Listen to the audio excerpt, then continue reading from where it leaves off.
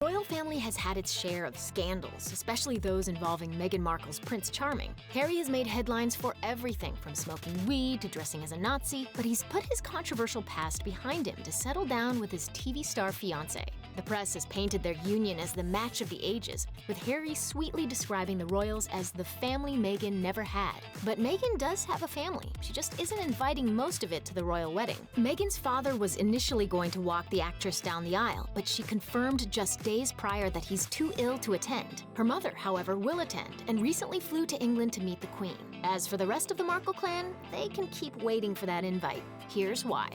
Half-brother, full shade. It's no wonder Meghan didn't send her estranged half-brother a save-the-date card, considering he went on the record begging Prince Harry to call the whole thing off. In an open letter obtained by In Touch Weekly in May 2018, just weeks before the wedding, Thomas Markle Jr. warned Prince Harry that marrying his sister would be the biggest mistake in royal history because Meghan is a jaded, shallow, conceited woman that will make a joke of you and the royal family heritage. Thomas Jr. may be bitter because his famous half-sis has been out of touch for 7 or so years, and he's had a pretty rough go of it recently. He was arrested for allegedly holding a gun to his now fiancée Darlene's head in the heat of a boozed-up argument in January 2017. But Thomas swears it wasn't that bad. According to court documents, he says he was only pointing the gun at Darlene to get her to leave.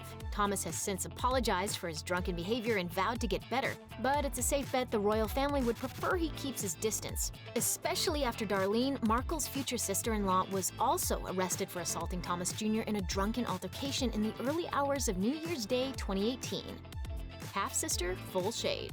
Meghan Markle is also reportedly estranged from her half-sister, Samantha Grant, who recently changed her name to Samantha Markle. They supposedly haven't spoken in about 10 years, and Grant said Meghan is to blame. In an appearance on Good Morning Britain, Grant claimed that she drifted apart from her sister after being diagnosed with multiple sclerosis in 2008. She later slammed the Suits actress on Australian radio for allegedly ignoring her condition, saying, "Humanitarianism begins at home. That doesn't mean monetary, it means reaching out."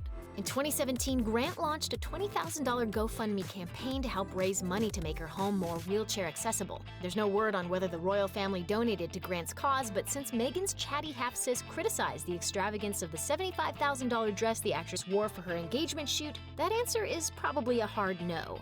Considering Grant's grievances and the total lack of communication between the two, it's no surprise she won't be attending the royal wedding. Not to mention Grant's initial plans to title her in-progress memoir The Diary of Princess Pushy's Sister, or the time she reportedly declared her half-sister a shallow social climber, or that time Grant allegedly put Harry on blast for letting his bride-to-be ignore her family, or when she was said to have taken a cheap shot at Harry's masculinity, telling him to man up, or you get the idea. Growing strains. Tyler Dooley, Meghan's nephew from half-brother Thomas Jr., grows weed legally in Oregon, but in the UK, his greenhouse would get him jailed for years. It's a rather scandalous career for someone so close to the royals. Despite not getting invited, Dooley is totally pumped about Meghan and Harry's wedding and made a special strain to commemorate the occasion. It's called Markle's Sparkle, and he told the Daily Mail he's more than happy to give Prince Harry a sample if he ever visits. We suspect Harry, who was forced to visit a drug rehab center after his father caught him smoking weed, probably won't take Dooley up on that offer. Maybe Meghan can lend him some money to get a shirt for his business without typos. Souther. Showing restraint. It's no secret that the Markle family is a bit unpredictable, and royal wedding planners are probably not big on surprises. Not to mention, how does one gather their family members together if restraining orders are potentially involved? At one point, Samantha Grant reportedly had a restraining order against her own mother, Rosalind Markle, who was married to Meghan's father before Meghan was born.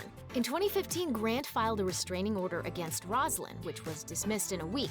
But this mother-daughter dynamic is still not a good one. In fact, it seems Rosalind is one of the few blended family members who is on Meghan's side. According to the Daily Mail, Rosalind said, "My daughter has been dogging Meghan for the last 20 years. Everything she has said about her is a lie. Things are so tense between Meghan and her kin, in fact, that she chose to invite more than 1,000 strangers to her nuptials instead of her relatives." On the bright side, it's tradition in the UK for bridesmaids to be children, and the royal family has plenty of cute kids to offer up. No invite? No problem. Meghan's headline-making family may not technically be invited to the royal wedding, but that apparently hasn't stopped some members from showing up in London anyway. According to TMZ, Meghan's aunt, Tracy Dooley, and nephews Thomas and Tyler, the cannabis connoisseur, were spotted at Heathrow Airport about a week before the wedding with suitcases in tow. It was initially reported that the trio had landed a weekend gig as special correspondents for Good Morning Britain and were set to help cover the nuptials, but now the show says it's not happening. The Dooleys have been exceedingly kind to Meghan in the press and previously appeared on the morning show to say they were so proud of the future princess, despite the royal snub. Hopefully they'll at least